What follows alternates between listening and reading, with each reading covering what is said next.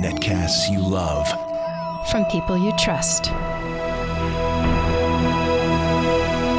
This is TWiT. Bandwidth for TWiT specials is provided by CacheFly at CACHEFLY.com.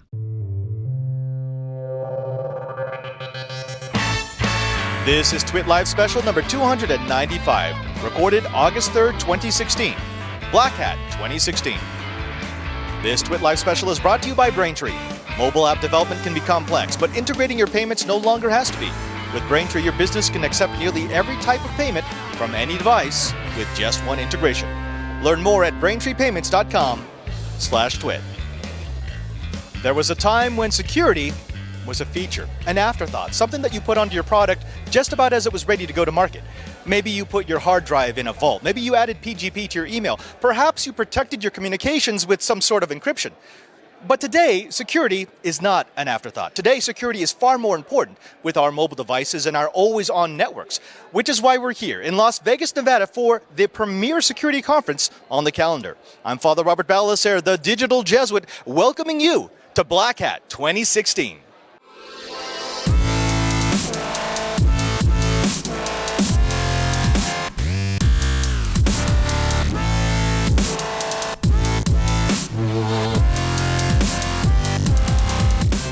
In this era of the internet, there is a natural citizen of this grand network, and that's the bot. That's right, that little bot, that piece of code that can either give us some fantastic features or cause untold damage. That's why I'm standing here with Omri from Perimeter X, who's going to explain the evolution of the bot on the internet. Omri, what is Perimeter X? Thanks, Padre. So, Perimeter X is a provider of behavioral-based web protection, and we focus on identifying bots and other automatic threats to websites. Oh, bots have really evolved over the years. I remember the very first bots that went out there, they were sort of inadvertent, they were experimental. And recently they've become quite smart, they're intelligent, they know when to act, when not to act, both the good ones and the bad ones. In your mind, how many generations of bots have we had, and what has been the main differentiator between Gen 1, Gen 2, and so forth? Great question. So we've been tracking bots for a long time, and we've been able to identify 4 distinct phases of evolution. First generation bots are very simple. Whether there were good bots like the first Google crawler or bad bots, they don't have a sense of context. So they don't keep a session about the user. Very easy to overcome that bot. You put a login, he's not able to log in and maintain the session. Then came second generation bots with a distinct feature of keeping a session, maintaining the cookie, so they can log in and just continue into the website. Third generation bots came in with a real browser. So once you put a CAPTCHA in place, the second generation bots can't do anything to overcome that. Third generation bots are actually based on real browser engines, Chrome, Firefox, but they add a layer of a script engine on top of them. So they can run anything and look like a browser, run JavaScript, render images, render sound. But there's no human being behind them, and they usually run inside data centers or a specific location. Still relatively easy to identify them with signatures. Then fourth generation came very recently, last year or two. And these bots, what they do is they go into the user's session. They take over his browser. We really see the convergence of the malware world and the bot world with fourth generation bots, because a fourth generation bot is a malware. It's a malware that infects your computer and is taking over your browser, looking and controlling every click, every session, every cookie that you have, and then it's able to do things like use your Google login to log into other websites. And this is where the scary part comes in. We've seen bots, for example, that control your session, so you are logged into Facebook. They'll take your images, contact details, everything you have on Facebook, and open a fake account on an Eastern European dating site. Why? Because they're getting paid for every user created. Now, you don't even know that. It's being done completely behind the scenes, like malware usually work, but now you have a profile on a dating site in Russia. Now, there are going to be people who are watching this who are saying, "Oh, this is that typical cat and mouse game." This security researchers find something, they patch it. The people who want to exploit, they'll find something else and they'll exploit it. But there's more here, because what you've just described is not just the increasing sophistication of bots, but the more targeted nature of bots. And of course, I'm speaking of the malicious bots right now. Yeah. The ability to actually target specific accounts, specific, say, social media venues, rather than just releasing a bot into the wild and hoping that it reports back with all the information that it's cached. Yeah, exactly. I'll give an example for one of the attacks we've seen, a malware infecting millions of people. The malware sits inside your browser as a browser extension. Now, it sees every request you make. So you go to a website, it first checks with the command and control center, do we have any active campaign, any active fraud attack on that website? And they check. We've identified 18,000 sites that they check. And usually a payload would come back. If this is a website that they can run, for example, an affiliate fraud campaign, they would simply block the main window where you just browse to a website. They'll open a hidden window with, again, your session, your user, create a connection to the website, report as if you came in from an affiliate, as you came from a third party, and then close that session and release your main session. You'll continue to the website, complete a purchase. Now, every purchase you make is being attributed to the fraudster, and he's collecting the 7 or 10% out of your purchase. Now, that hurts the merchant, the retailer, in two ways. First, he's paying where he shouldn't be paying, but that's not the big problem. The big problem is that you really came to the website through some other marketing activity. You clicked on an ad, you read a review somewhere through a partner, and instead of that partner getting the attribution and getting the royalties that he should, that's going to the fraudster. So the website now thinks that third party is not delivering result. They won't use him anymore. They'll think they should be using the affiliate, although that affiliate is not bringing traffic. Yeah, it's not just a nuisance. That actually, it kind of breaks the business model of advertising on the internet. I mean, if I can have an army of bot-controlled machines who, unknowing to the user, are going to a site to get me hits, to get me links, to get me affiliation credits, then I've basically made the economy useless. I've made those numbers imaginary. Let's go a little bit deeper, because our audience is pretty tech savvy. Sure. And they're going to look at the keynote address from Dan Kaminsky this morning, who mentioned that we don't compete on security. At least we shouldn't compete on security. And I think bots are a great example of that, where one vendor can't say, ha, ha, ha, you're infested with bots, because those bots are going to be infecting my network. Yep. They're going to be coming after me. What needs to come next in Perimeter X's future? What comes next in the strategy to maybe not eliminate bots, but at least reduce their impact? Great question. So we are actually trying to look at the bot herders or the attackers as businesses, because they are. This is not a kid in a basement trying to make $1,000. The click fraud or the marketing fraud industry is taking $9 billion a year out of the ad industry. There's a whole organization, crime organization behind it. In our lab, we're running malware for a long period of time. We're seeing the rate of software update. We're seeing the quality of the software coming out of these companies, and it's great. It's better than most companies. So they employ a lot of developers, product manager, I'm sure, to build these attacks. And we need to look at that and treat them as businesses. So we need to impact their ROI. If you want to take down a business, you need to break his ROI model, meaning make it cost more for him to infect a computer by employing more and better detection, and make it harder to pay him. So today they're collecting the money somewhere. Okay, so you want to hit them on the bottom line and the top line. They won't be able to collect that much revenue, and it's going to be more expensive to actually infect the machine. So it's a combination of products like ours that makes it harder to attack, and then legislation that makes it harder for them to collect the money. If banks stops paying them, there's no business for them. I love that, because that's the merging of this new technology and the old economy. And the whole idea is, look, you want to stop something? Make it unprofitable. And the minute it's unprofitable, people don't develop these anymore. Omri, I know there's a lot more, but Black Hat is a long event. We're going to let you go back out in the wild and spread the word. If they wanted to find out more about you, more about Perimeter X, more about maybe what you could do to consult for them, where should our audience go? Sure. www.perimeterx.com, same as on my shirt. Very easy. Our Twitter account at PerimeterX. We do a lot of thought leadership, by the way. Our blog at blog.perimeterx.com has a lot of information. We usually roll out at least once a month a description of the attack. What I described, the affiliate fraud attack, is described in great details, including malware code, how it's running, even who is it running on. So go and take a look. Omri, thank you very much for talking to us. Thank you for sharing your company and your vision for a botless future, or at least a malicious botless future.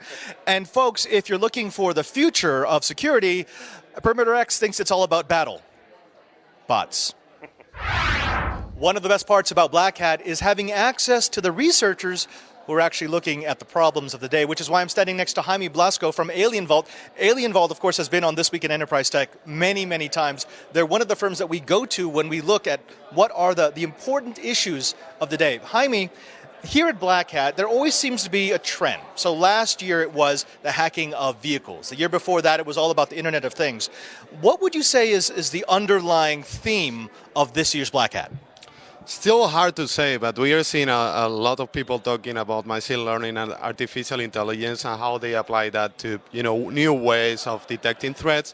And it's something that is still, early stages, but it's really important. We are applying signatures to detect threats that we know are there, that we know how they operate. But there is a lot of threats, and especially attackers are using newer and newer techniques, and it's really hard to catch up with them. If we could have a technology that can help us, getting a step ahead of them, that's going to be really helpful. This is actually field changing, which is why I'm so glad to have Alien Vault on. There has been for the last decade this idea of getting rid of signatures, because we know that signatures are easy to bypass. All you have to do is make your signature slightly different and it won't pick up. And so companies have promised technologies that will look at behaviors and try to isolate those things that look dangerous. How does the advent of deep learning and neural networking change that? Do we just make smarter threat detection?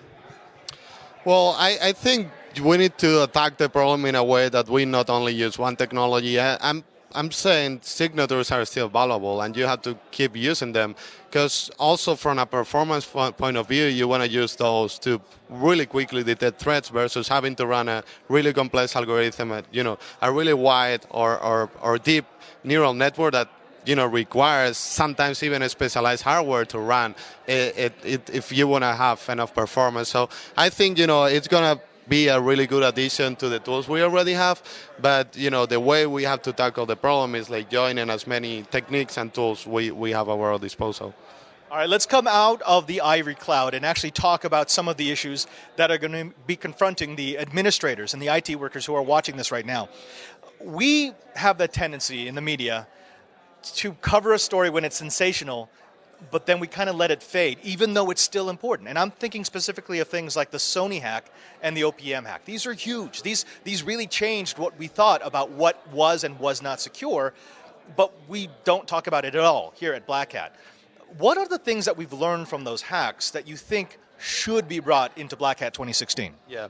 So we have done a lot of research about the Sony attackers post the Sony breach. Like, at the moment Sony got breached, we didn't have enough data to prove who was behind from my point of view, but a year later, after analyzing the activity of the same actors, of the same attackers, after the Sony breach, we had enough pieces and we spent a good amount of resources on trying to understand, their techniques, their targets, and what made sense. And based on, also like the FBI and the Obama administration attribution, we are really, we can say with really high confidence that, North Korea was behind that. Okay, I have to ask this. In the keynote this morning, Dan Kaminsky talked about speed. It's all about speed. Speed is one of those metrics that we can actually use. And yes, that means speed to market. Yes, it means speed to upgrade products. But the thing that struck me the most was when he talked about speed of recovery. In other words, we've come to that point where every major business realizes we're going to be breached. At some point, something's going to happen. We hope it's small, but it will occur. And so the new metric is how fast can you recover? And some of these companies have recovery times in the months, years actually in some cases. What do we need to do to better that metric? How do we increase recovery response? So, you need to design your network and design your defenses thinking about that, thinking that, you're going to make it as much as you can to use your prevention technologies to block the attackers as much as you can, but you have to assume that that's not going to be enough.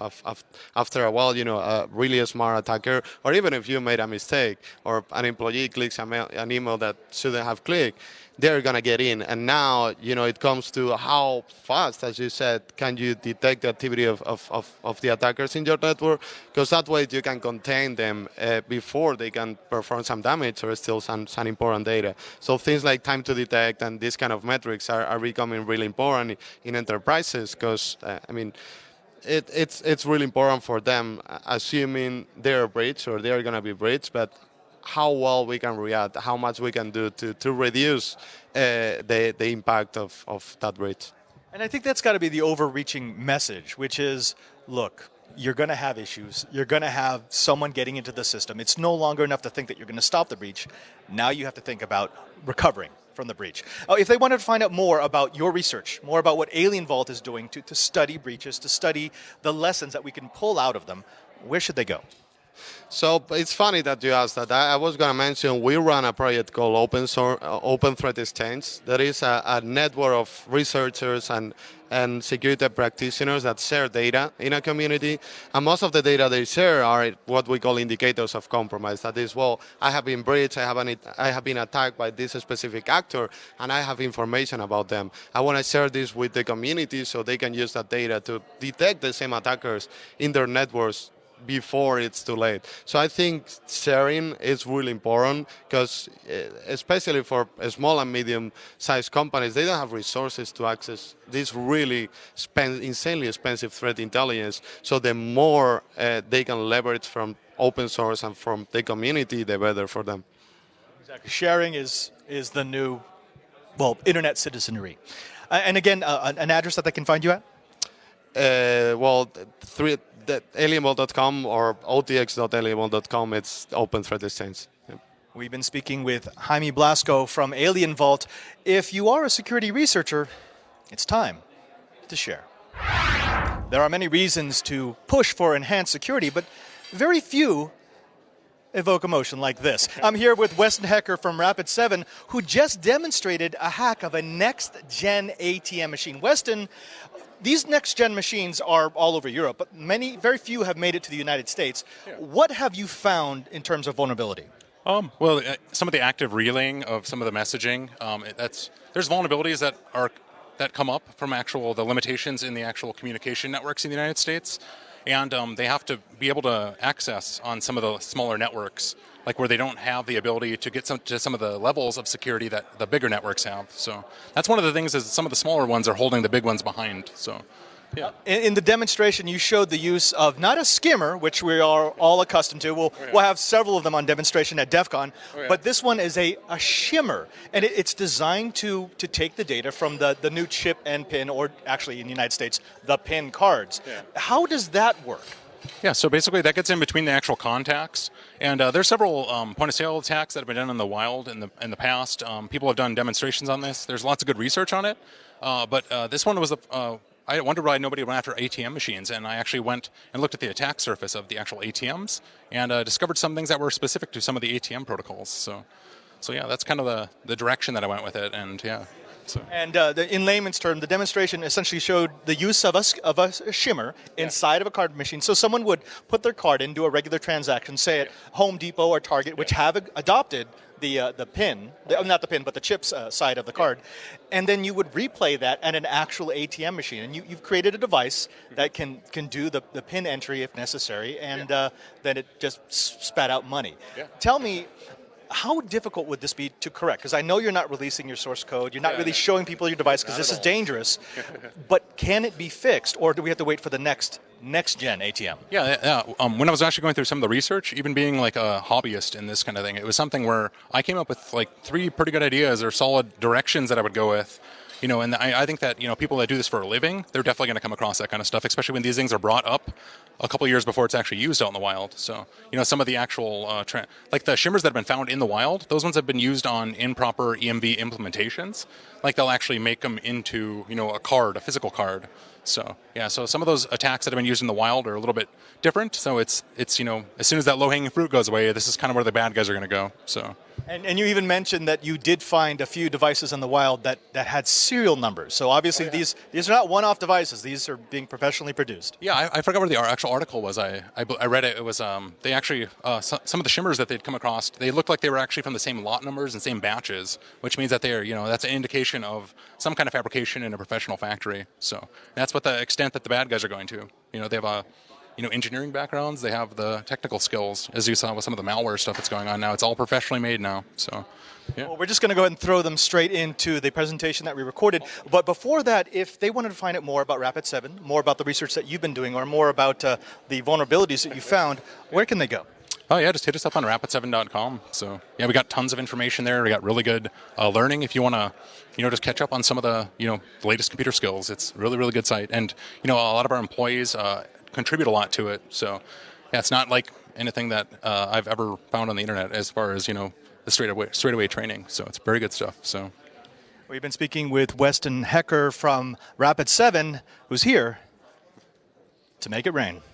EMV it stands for Euro, MasterCard, Visa, and I know what you're thinking. You're thinking this is going to be a long talk about EMV. It's not. So EMV is the chip card standard that's coming to the U.S. Hooray, U.S. We're finally catching up to the rest of the world. And the idea is that it phases out mag strips. And so magstripe cards have been the standard in the U.S. for 1 million years, or 50.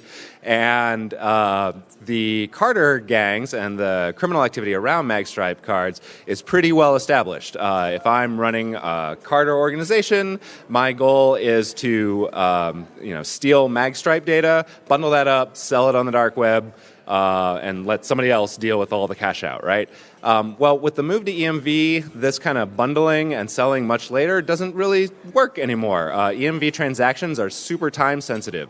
So instead of stealing EMV data and trying to sell it at a later date, as a criminal attacker, I would need to be able to monetize this in much closer to real time. Now, EMV is definitely more secure than magstripe, but it is not a case where we're going to move to chip and pin and the criminals are going to throw up their hands and say like, oh, no, I'm done, I'm out, I can't do magstripe anymore. Absolutely not. What Weston has found through looking around at kind of like what the attack surface is looking like on EMV, as you've probably heard at every Black Hat over the last 5 years, the criminals are definitely moving there. And so we have now a scenario where a criminal organization can insert not a skimmer for magstripe, but a shimmer in a device much like this, a POS system that we're all familiar with. You just kind of drop it in there. Inside such a POS would be a shimmer that sits in between the card and the point-of-sale system. That shimmer is in fact itself a computer. It is connected to the internet. It modulates the electrical impulses from the EMV chip, shoots them over the internet to a device such as this one, and then those get replayed back out into a card that is capable of receiving this data and also is capable of like impersonating the EMV data that the unsuspecting victim has now supplied in the chip and pin device. So, as you know, if you've tried to use chip and pin lately, sometimes it takes apparently forever, really more like 15, 20 seconds, and it's that kind of like time lag that the attack takes advantage of. This card is sitting there, apparently doing nothing, but in fact it's getting controlled by the ATM on the other side. So let's go over like each individual component that's behind here, because as you can see, it's got this attractive out of order sign. You can't actually see any of the electronics that have been laid in underneath, which is like kind of the point, right? Like this is one style of attack. Weston went through the handheld device where someone who's running the cash out would walk up to any ATM and do that. This is a more permanent solution. This would last, maybe overnight or a day or two before the owner notices that someone has put their ATM into an out of order state. So maybe let's go through so I have this blockchain of EMV transaction data that's very time sensitive. So what happens next? Like you have the Android phone. Let's start with Android and just kind of go through that. Yeah. So basically, after they've Come on over entered their information. Yeah. So after they've entered their information onto their webpage, it'll give a lot of information where you can watch the blockchain for those specific events that you actually. Oh, sorry. Yeah. So this thing will actually, the phone will actually look for its specific events and delimiting characters that it actually set when it purchased the transaction. So it's something it'll look for those specific figures and then know that that's it's time to start grabbing that transaction data, and it'll actually connect directly to the Shim device. So it's a direct connection from the Shim device to the actual point of sale or the ATM machine that is doing the cashing out, and it'll actually the initial communication between the EMV chip is actually not on the point of sale terminal. It'll actually be passed off to the ATM's information. So, well, let's just kick it off. Yeah, definitely. So while Weston plugs in a thing, which is a technical term, imagine then, like I said, that there is this cloud of EMV data along with PIN information, which is all captured by the man-in-the-middle device. And so now the ATM or the Android phone that's sitting underneath here is catching that data. It's transmitting it to an EMV kind of replicator card, where that EMV device that's actually kind of parked in the slot is simulating the real EMV chip that's somewhere else on the point of sale system. And then there's also a couple of microcontrollers in there that's controlling some servos that are actually punching the buttons on the pin pad. And so it's picking up pin data. It's selecting how much cash to withdraw. This is all, by the way, mediated by the kind of fraud flags that are transmitted along with the EMV. And then it's just going to start spitting out cash as each transaction kind of gets flagged by the software running on the Android device. And then just kind of keeps going, apparently forever. In reality, if this were like a organized crime kind of situation, whoever's running the cash out, they would have like a block of time, say, or they're part of like the whole shimming operation. So I think with that, let's just get out of the way. And I think this will just keep going until either it runs out of cash or the fraud alert systems that are actually all still running, and it's very real, finally alerts that this ATM is behaving oddly. We'll get back to all the action here at Black Hat 2016, but first let's take a moment to thank the sponsor of this TWiT Live special. Let me ask all you developers out there, are you yearning for an easier way to integrate mobile payments into your service, into your website, into your app? Well, if so, there's really only one choice, and that choice is Braintree.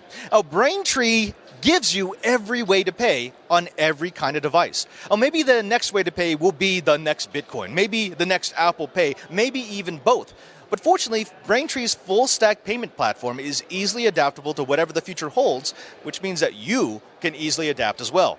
Braintree accepts everything from pounds to PayPal to that next big innovation from any device with just one integration. All you have to do is update a few lines of code.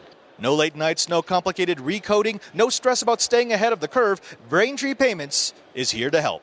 So here's what we want you to do. We want you to try Braintree. Braintree gives you an easy way to accept multiple payment types with one integration. Integrating it into your app is really as easy as inserting a few lines of code. So learn more today at braintreepayments.com/twit. That's braintreepayments.com/twit. And we thank Braintree for their support of this TWiT Live special. The Internet of Things makes it a different kind of internet. And a different kind of internet needs a different kind of security company, which is why we're here in the meeting room for Pony Express. I'm speaking with Paul Padgett, the CEO of Pony Express, who's going to explain why you need to look at their solutions for your security. Paul, what is Pony Express? What was the mission of Pony Express? Thank you, Padre. The mission of Pony Express came from a number of conversations that we had with organizations about 3 years ago, and they said to us, we're trying to deal with this problem of visibility across the organization. It's not just what's on our wired networks, but the wireless, Bluetooth, the devices that are coming in. Today we're talking about that as Internet of Things, but it really started with BYOD and the loss of control security people had over the devices that are attaching to corporate networks. So our mission became to simply rationalize, figure out how to find the bad things and keep organizations safe in an environment where they lose control over the devices that they used to provision and support and control. They don't control it anymore, which is a frightening thing if you're in the security business. Now we have the wonderful Yolanda sneaking back here, who will be showing us exactly what it means to have visibility into your network. But before we go there, what do you see as the unique challenges of the Internet of Things? We all make fun of it. We call it the Internet of Insecure Things. We know it's in its nascent development. It's very young. It's very new. And yes, security tends to be baked in after the fact. But from your point of view at Pony Express, what's the main challenge of trying to rely on the Internet of Things? It's a great question. One of the CISOs I talked to said to me, why should I care about all these things? There's billions of them. I don't own them. I don't control them. The reason you should care about them is that's where the attacks are going to come from. That's where they are coming from in what we see today. It's expected that a quarter of the attacks will come from the Internet of Things in the next 3 years. It's already happening. So that's the problem that we're trying to solve. And when we look at the challenge, why should a CISO care about all? They shouldn't care about all these things, right? They should have a technology that actually monitors that for them and finds the things that they should care about and deals with those things. So it's a big idea. It's a simple idea. It's fairly hard to execute on, but we're making some real progress on that. I think every security firm has some product that uses that tagline of, we only tell you about the things that are actionable. We will only tell you about the things that are important. We won't give you a bunch of redundant alerts. We won't give you false positives. But in practice, that's really, really difficult. It means you have to build the smarts into your product to be able to tell the difference between a simple port scan and aggressive DDoS / attempt to get into an unprotected port. Could we get Yolanda to maybe show us some of your products, a thing or two about the magic of Pony Express? Yes, and we know coming into this that organizations are seeing too much information today, and so right out of the gate, we're trying to solve that problem and not give them tons of information. So we know that's a problem. We know it's information overload. And so that's one of the things that we have to be able to deliver on if we want to be successful. Yolanda can show you that.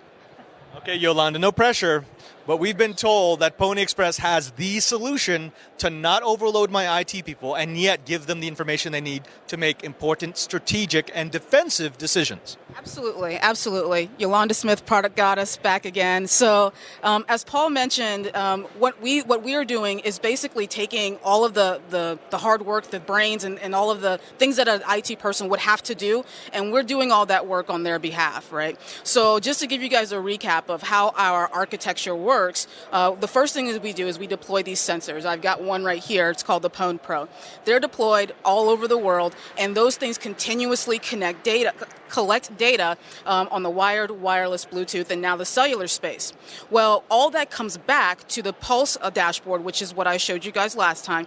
And when we start to think about IoT, and we start to think about precisely what it is that is a person should be concerned about with all of these things that are perforating the network and perforating our environment, we've actually been able to capitalize on looking at Bluetooth devices. And where that's interesting is that we are seeing that Bluetooth is becoming the number one new thing that's coming out into people's networks, right?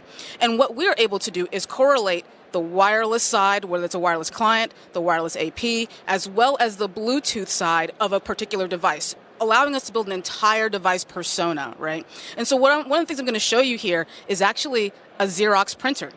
This Xerox printer it's got Bluetooth turned on for some god-awful reason, but it's got Bluetooth turned on. And one of the things that we can see here is that it's also serving up Wi-Fi. It's also, at a certain point, was also serving as an access point as well. It was also acting as a wireless client.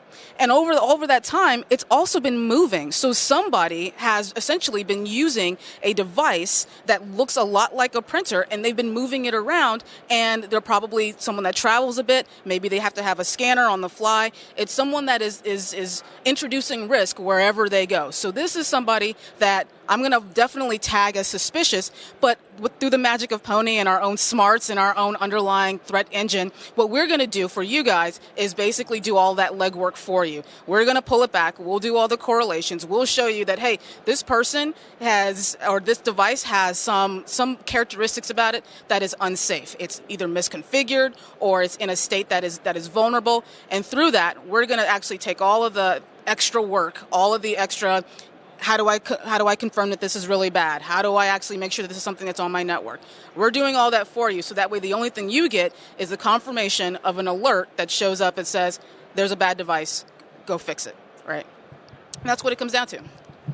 We've seen this before on This Week in Enterprise Tech. These are the little probes that I can put into my offices, which is what I like about the approach. Your approach is, if you've got several branches, if you've got several offices, if you've got people who work from home or in places that you don't completely trust, why would you let them into your network unless you could have some visibility into what's going on over there? As we all know, the easiest way to get into a corporate network is through a user. And if I have the ability to see what the user is actually doing and how he or she is being protected, it makes me much more comfortable about my network.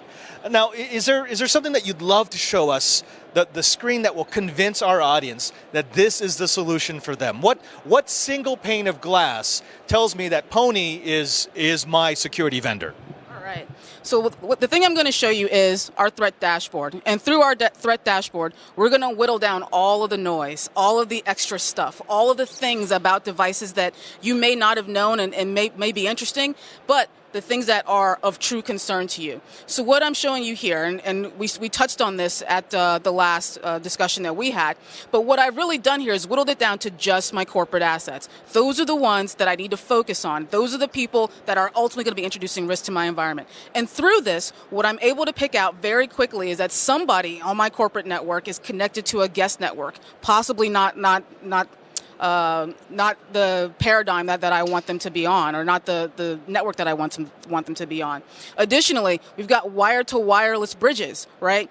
That is probably the number one thing that our customers, when we show them that, hey, you're going to see some crazy stuff, we come back and show them how many printers are showing up on their network, how many new access points, rogue access points are showing up on their network.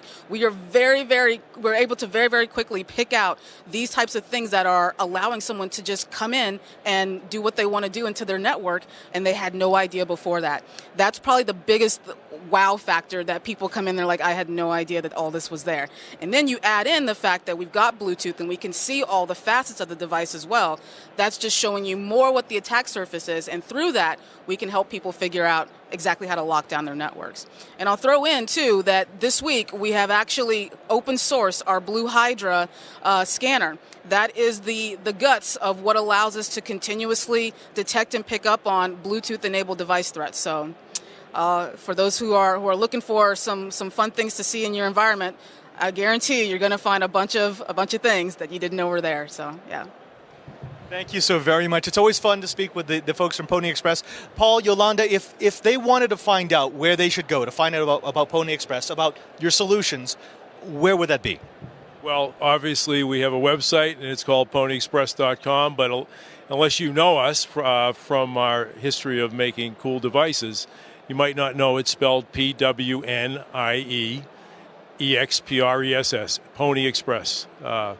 And that's where you go. And there's all kinds of information about the technology. There's demos, there's resources, there's white papers.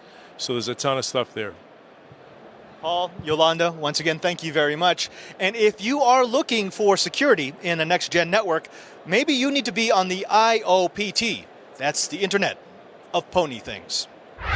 One of the things that we heard at last year's Black Hat from the keynote speaker, Dan Geer, was that there's so much attention being paid to protecting the core that people often forget the edge. Well, if you own the edge, you don't need the core. To show you exactly how vulnerable the edge is, we've brought in Craig Young from Tripwire to show you how quickly he can own those edge devices. Craig, thank you very much for speaking with us. Now, there is, I think, an awareness that a lot of the Soho and home devices that we buy are not as secure as they should be. But is there reason for people to be cautious about buying those devices? Yeah, certainly, especially when you're looking at things like routers or home security products.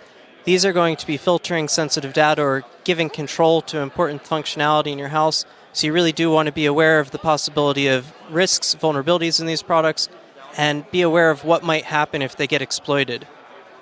At issue is the fact that a lot of people who might be buying these products are probably not IT people themselves. They see a product that will fulfill a need that they have. They need wireless, they need a router to split off their DSL modem. Maybe they need a slightly more advanced unit so that they can VPN back into the office.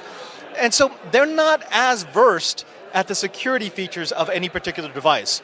Has this been getting worse or better over, say, the last 5 years? I would say over the last 5 years worse, that we're seeing more devices that are getting filled up with features that people don't necessarily need, and these features are coming in the form of like basement project quality open source software, where the author doesn't necessarily have a sense of security or didn't have time to do things the right way.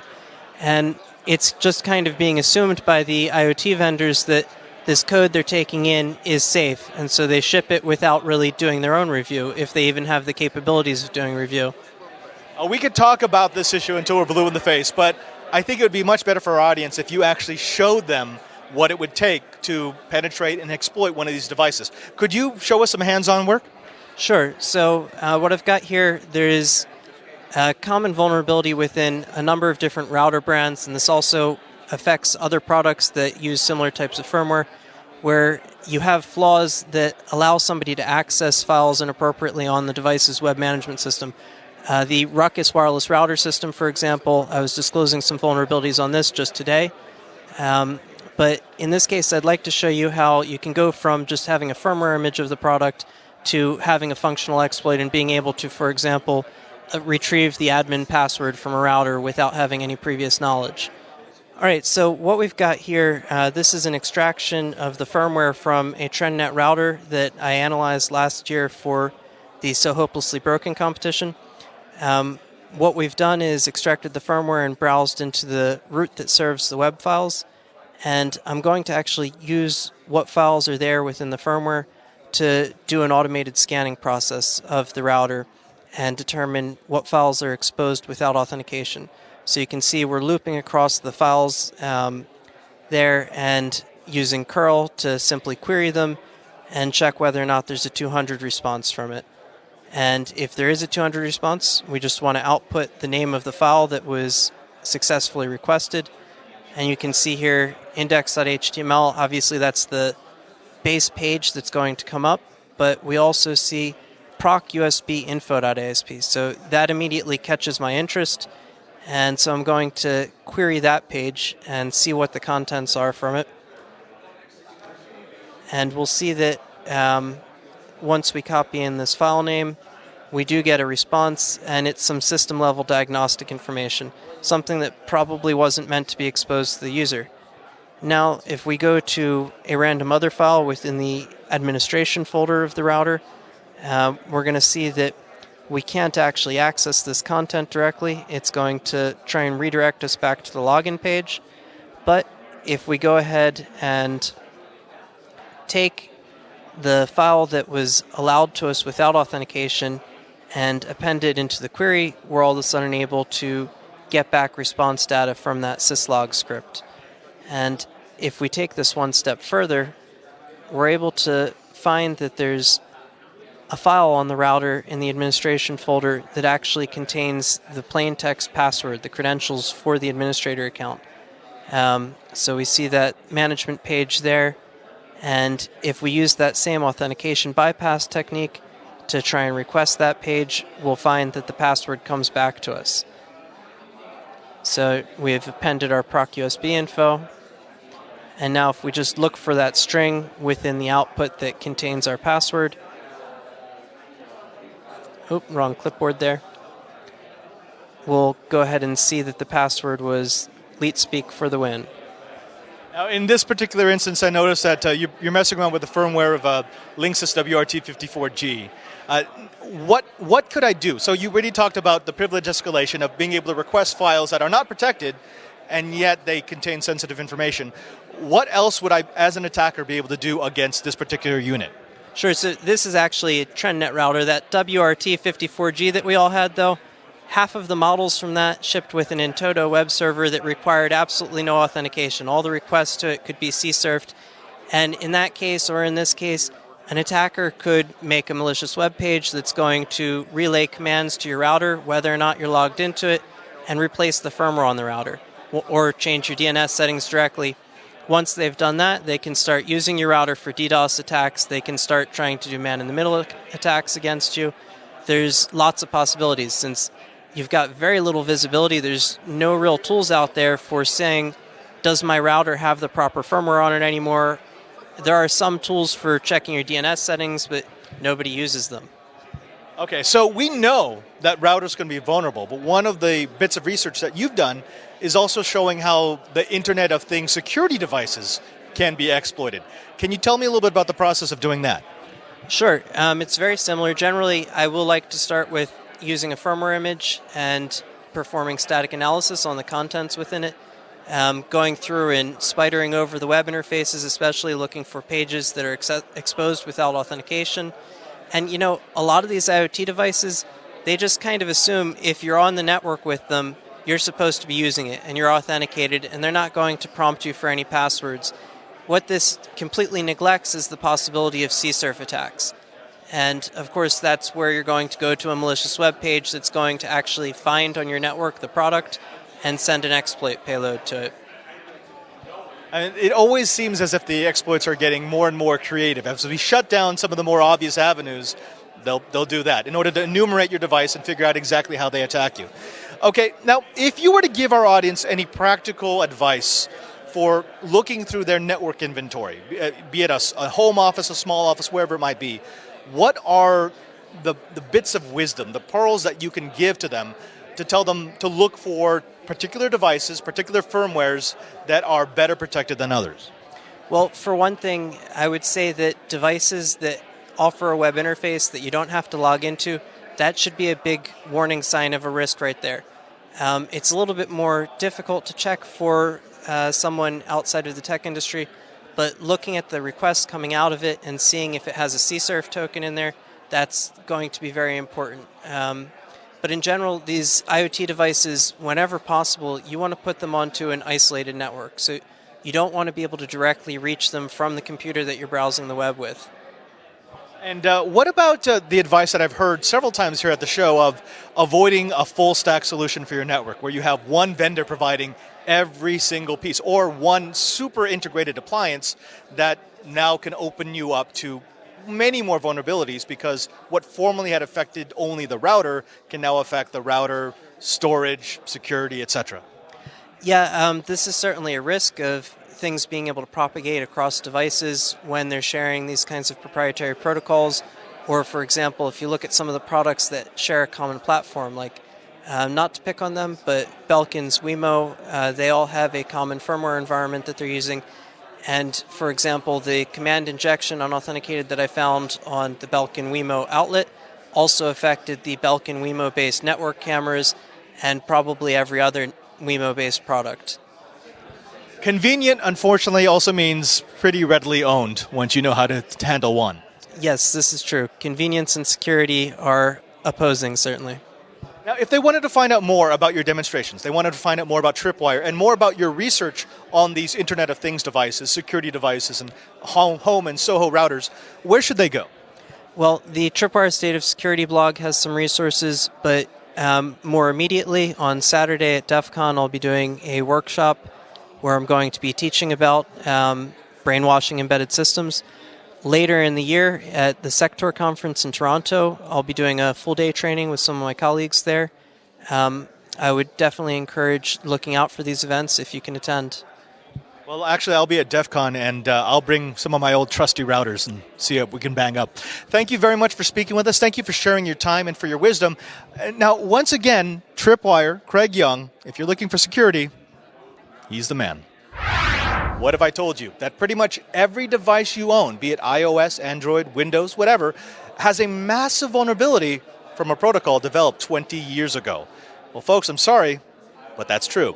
That's why I'm speaking with senior researcher Max Goncharov from both Trend Micro and Shape Security, who's going to explain why WPAD is something you need to know about. Oh, Max, what is WPAD? I know it was developed back in the late 90s, but what does it do? This is just a protocol just to propagate the information about the proxy settings inside the bigger network. So in case of you work at a bigger company, you need to connect your device to the network and go to the internet. Bigger companies use the proxies for that. Otherwise, people go from computer to computer to fix it up. You can get it automatically. This protocol about that. It works like that. So you connect your machine requests some kind of data from the network, and this data just parsed and used by your laptop or your phone just to connect to the internet. This is how it works. Now, we've heard of this type of story before, where a protocol was developed at a time where security wasn't really an issue. People thought, oh, it's going to be used inside of a secure network. All the bad guys are kept outside, but of course, that's not how it works anymore. What's wrong with this protocol? Because it sounds like it does something important. Why is it bad? Protocol was announced in 1996 by Netscape, and it was overtaken by different companies just to use it and propagate the information from the network to go to the proxy settings. And there is nothing really wrong with this protocol in 1996, but nowadays, with the domain names in the internet and how this protocol was actually developed, we have a big issue and big challenges we can really fix this problem. So basically, this protocol just trying to get inside the network information, but occasionally these requests inside the network go outside. And in case of you're outside of the network, you can just give people a wrong feeling that they get the right settings for the proxy and give them your wrong proxy settings and work with the people like a bad guy who trying to get data from your inside the network. So the worst case scenario here is if someone can inject into your WPAD communications, they can actually change your proxy settings so that you're now using their proxy server, essentially a man-in-the-middle attack.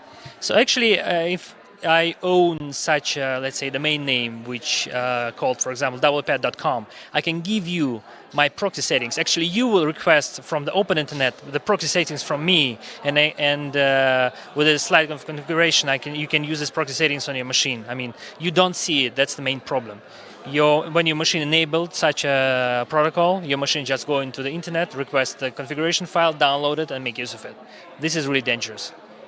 Okay, so let's stop just talking about it. Let's actually show our audience what this looks like. If you were going to exploit the WPAD protocol, how would you go about doing it? So you just go to, there are two options how you can do that. In case of we talk about the bigger internet, you just go to the internet and register the domain name. The domain name you need to be registered called WPAD dot the TLD of the domain name. For example, in case of a get domain name like WPAD.university, and somebody using their network settings, it's called top-level DNS suffix, the word .university, you can basically attack these people, because these people will look inside the network, the WPAD.university domain name. In case of this domain name not found, the request will go outside, and then people will go and request the configuration from your outside standing domain name WPAD.university. That's just one example. Another example I can give you. In case of you can predict what people use inside the network settings for the top-level DNS suffix, you can basically register such a domain name. Let's say you want to attack like Germany. In Germany, a lot of official organizations, let's say in Bonn, and .bonn domain names will go live really soon. So you can actually buy a domain name like WPAD.bonn, and basically you can predict that somebody will request information from your domain name, and you can provide them the proxy settings. That's how it works. This is really bad because of new top-level domain names coming, and beforehand it was really limited number. I don't know, about like 200 top TLDs. Nowadays, they come on the market every day, and in case of you just go on the big registrars like GoDaddy or some others, you can see that you can register this WPAD.TLD domain names without any problem and start receiving traffic almost immediately. Now, this strikes me that is way too easy to take advantage of this, and at the same time, what you can get out of exploiting this loophole in the WPAD protocol is serious. Why have we not heard about this exploit, about this weakness in the last few years? This weakness actually was mentioned as a fix in 2007, I remember.